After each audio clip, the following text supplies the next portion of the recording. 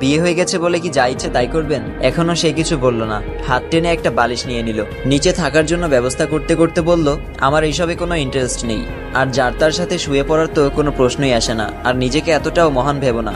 তুমি তোমার মতো থাকবে, কখনো যদি আমার মন জয় করতে তুমি সক্ষম হও তাহলে আমার কাছে আসার চেষ্টা করবে, তার আগে না। তার কথায় আমি যেন তাজ্জব বনে গেলাম। বলে কি এই ছেলে, আমি আসি তার কাছে যাওয়ার জন্য তার মন জয় করতে হবে?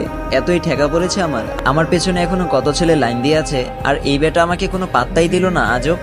আমি ভ্রুকুচকে হৃদ ভাইয়ের দিকে তাকিয়ে রইলাম। লোকটাকে সুবিধার মনে হচ্ছে না আমার। বাবা মা এই কোন মানুষের পাল্লায় পড়ালো কে জানে। আমি ভেবেছিলাম বাসর ঘরে কথাগুলো বলার পর মানুষটার দুইটা প্রতিক্রিয়া হতে পারে। এক, তোমাকে বিয়ে করেছি কি আলাদা থাকার জন্য, এখন তুমি আমার বিয়ে করা বউ, সো তোমাকে ছুলে আমার একটুও পাপ হবে না, এই টাইপের কিছু। দুই, আচ্ছা সমস্যা নেই, আগে তুমি আমায় চিনো জানো, তারপর না হয় আমার কাছে এসো, তুমি যত সময় নিবে নাও, আমার প্রবলেম নেই, আমি কখনো তোমার কিছুর জন্য জোর করবো না। কিন্তু আমার ভাবনাকে জলে ফেলে লোকটা কোনো পাত্তাই দিল না আমাকে। অপমানিত বোধ করলাম আমি। আর লোকটা নিচে বিছানা করে শুয়ে পড়ে, কি সুন্দর ঘুমাচ্ছে। আমিও আর এটা নিয়ে ভাবলাম না, কাপড় চেঞ্জ করে নিলাম, অনেক রাত হয়েছে, এবার ঘুমাতে হবে। সকালে ঘুম ভাঙতেই দেখি সে এখনো ঘুমাচ্ছে। সারা রাত এদিক ওদিক ছটফট করলো ইঁদুরের মতো। হয়তো নিচে ঘুমানোর অভ্যেস নেই তার। এক মুহূর্তের জন্য হলেও আমার একটু মায়া হচ্ছিল মানুষটার জন্য। যাই হোক, স্বামী তো, তবুও আমি মানবতা দেখালাম না। আমাকে পাত্তা না দেওয়ার উসুল নেব আমি, জ্বালানো তো সবেমাত্র শুরু। সকালে তাড়াতাড়ি উঠে গেল হৃদ ভাই, চোখগুলো লাল হয়ে আছে, দেখেই বোঝা যাচ্ছে রাতে ঘুম হয়নি তার। তবুও আমি কাটা গায়ে নুনের ছিটকা হিসেবে তাকে বললাম, রাতে ঘুমাতে পারেননি তাই না? আমাকে বলতেন যে আপনি নিচে ঘুমাতে পারতেন না, তাহলে প্রয়োজনে আমিই নিচে ঘুমাতাম।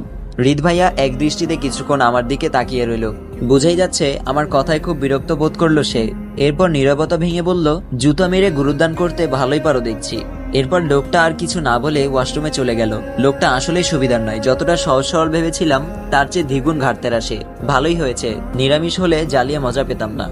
একটু পর মা আসলো রুমে।